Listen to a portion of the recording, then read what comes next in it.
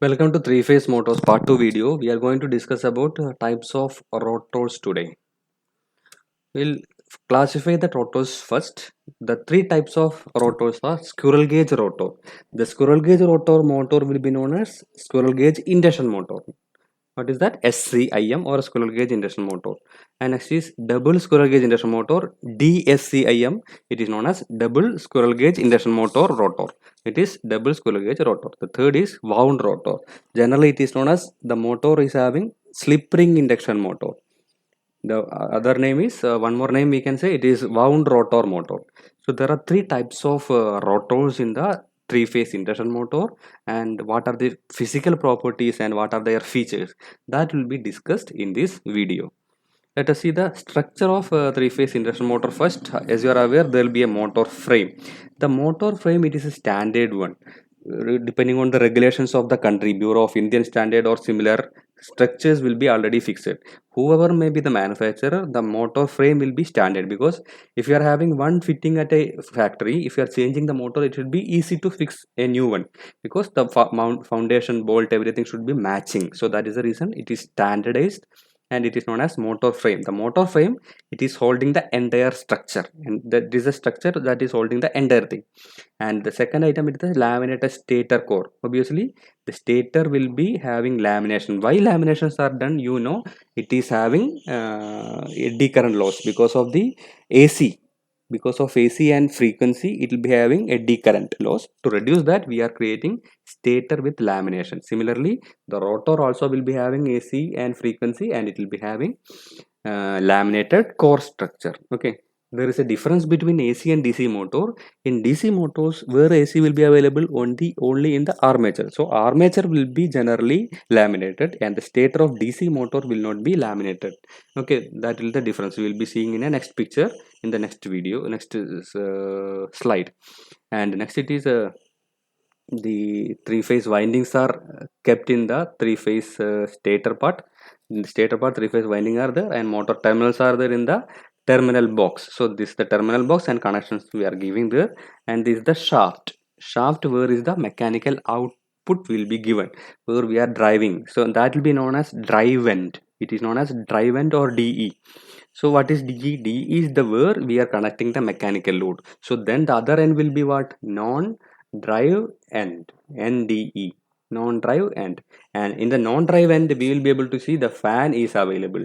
The fan will be available in the non-drive end, and there can be rotor bars or short circuit rings depending on the type. If it is a squirrel gauge induction motor, there will be short circuiting bars as in the picture, and if it is slip ring induction motor, it will be further extended with slip rings. And there is a fan cover available to safely guard the hands and all. The air will be passing from inside to outside or outside to inside, and fan cover it is protecting. And there will be bearings anyway, bearings for the rotating part to smoothly reduce the friction. So these are the few area of three phase induction motor. Now we can say the difference between AC and DC stator parts. The AC will be looking like having fins like this. The AC part or AC machine or AC motor is having fins like this because it will be having more loss due to eddy currents, and it has to be easily cooled out. How to cool? If you are having more surface area, it will be easily cooled. To create more surface area, the fins are created. So a machine with such fins, we can expect it is a AC machine, and which is having only flat construction like this, we can expect it is a DC machine. A DC machine, in the outer part of structure or in the yoke, there is no AC, only DC is available, so no eddy current loss, and comparatively there is no requirement of fins in the AC machines. Now we are going to see the stator and rotor. The output going item is rotor, which is squirrel gauge rotor. And stator also, it is laminated like this. You can see multiple lamination put together, and the rotor, we can see it is coming out, and it is the squirrel gauge rotor. We are going to discuss about squirrel gauge rotor, and we'll be seeing the physical properties. The closed winding, the squirrel gauge rotor, we can say it is a closed winding. Why? Because it is having shorting rings at both ends. The structure is totally electrically closed, and that is known as closed winding. And because of that, we will not be able to connect any external resistance to the squirrel gauge rotor. It is totally closed, and there is conductor or bar in the winding, and it will be skewed. It is having some inclination. Why? It is to prevent magnetic locking. Why magnetic locking should be happening? We'll be seeing in the next picture. uh, there may be a upper part and lower part of the rotor, we can say. Maybe at one part the magnetic locking strength will be less, and another part it may be different. So to make it non-uniform, we are creating skewing.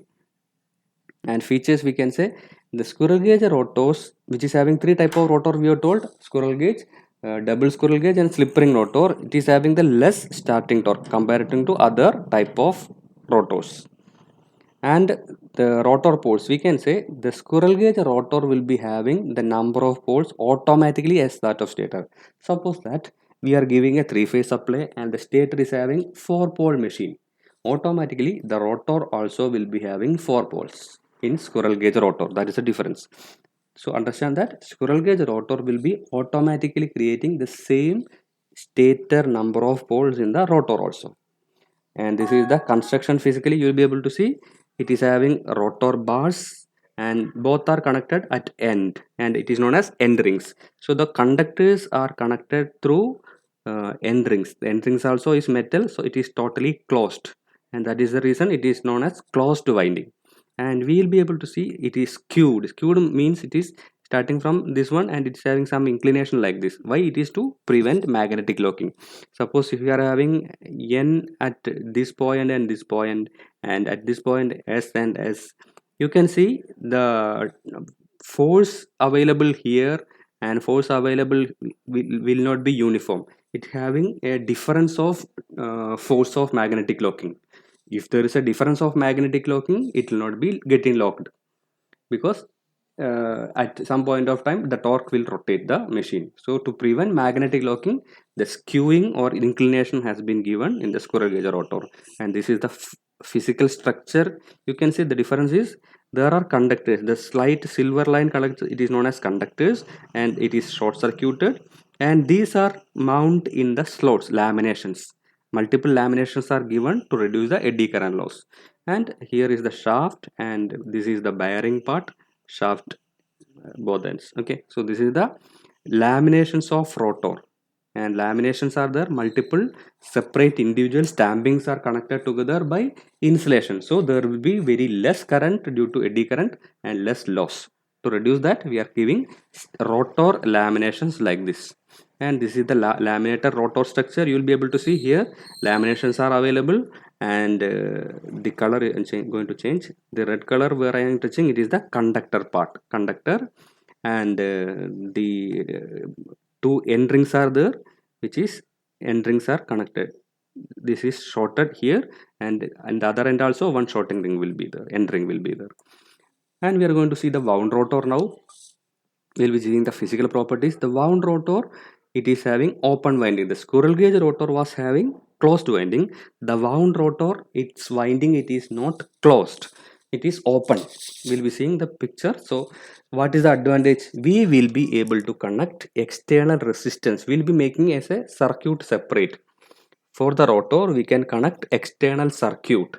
It is for basically used for starting and speed control purpose. The slip ring induction motor or the wound rotor motor can be started and speed can be controlled by this external resistance. We will be explaining the operation in the rotor resistance starter video in the later case. The features are, it is the wound rotor, it is used in slip ring induction motors. And the number of poles, the difference is squirrel gauge induction motor will be having variable poles as per the stator, but in the wound rotor the winding is fixed and there will be no change in rotor poles. The rotor poles will be fixed. So the stator, it is fixed. You cannot change the stator with respect to the rotor. For a wound rotor, if the poles are 4 in the rotor, the stator should also be having 4 poles, then only it will be suitably matched. So we can say the slip ring induction motor rotor is having fixed number of poles, and this wound rotor, its physical feature is it is using for high starting torque purposes. Why? How it is having high torque? We are getting high torque, that will be explained in a separate video. We are telling just about the types only right now. And this is the physical appearance of a slip ring induction rotor. and you will be able to see the slip rings are available here and the windings are available here. The physical windings will be there and three terminals will be connected output. Okay, so we can say it is a star connected of three phase. Here the three windings will be there in connection of star. That means three ends will be connected together, and one by one the terminals will be taking outside to the slip rings. So this is the slip ring induction motor circuit, and basically you will be able to see windings here and three terminals are there, and to the three terminals windings are connected. So we can say inside the winding the separate windings are connected. How separate windings are connected? As star, and each winding is connected to separate terminals here. Separate one second slip ring and the third slip ring, the connections are made. So this is the output to item, and from this connection we will be able to connect it to external resistance. This external resistance is used for starting purposes as well as speed control purposes, which will be discussed in the further video. And you will be able to see the crane duty motors are having higher torque requirement, and slip ring induction motors are used for a slip ring induction motor. You will be able to see the physical structure like this, and some extension will be there. Up to this part we can say it is similar to our normal squirrel cage induction motor, but for accommodating the slip ring part this section is given. So with this structure you will be able to identify between a squirrel cage induction motor and a slip ring induction motor. The slip ring induction motor will be having a attachment like this to house the slip rings. There will be slip rings inside this area, and this area will be looking like a squirrel cage induction motor. So that is a difference of construction between squirrel cage motor and slip ring motor to identify physically. And the double cage rotor, that is the third item, will be telling the physical property. There are two separate cages. Already you have seen a squirrel cage induction motor with only one cage. The double cage rotor only difference, it will be having two separate cages. We can call one upper cage. Upper cage is made with a higher resistance material like brass. Higher resistance material with brass, and it will be having lesser reactance. And we can say there is a lower cage item, and it is generally made of copper, which is having lesser resistance. So in the double cage rotor, the inner winding is having lesser resistance like a copper material, but it will be having higher reactance. There is a reason for higher reactance also. You think about the total flux available in the AC motor. The maximum flux will be available at the center of the shaft, because it will be totally surrounded by the total structure, and the maximum flux will be available at the center, and due to that reason the reactance at that point will be high. So the copper is placed inside the slots, and it is having higher reactance, and comparatively the brass is having lesser reactance with material property too. So these are the physical difference between upper and lower cages, and we'll be seeing the features. The feature is simple. The torque of double squirrel cage rotor is in between that of slip ring motor and squirrel cage motor. So we are having three types of motor: slip ring, double squirrel cage, and squirrel cage. The torque will be the medium for double squirrel cage. The lowest torque is for squirrel gauge. Next high for double squirrel gauge. Still very high for slip ring induction motor. So this is about its physical feature of double squirrel gauge motor. And physically you can see there are separate two cages. Inside one it is made of copper inner cage, and outer cage it is made of brass.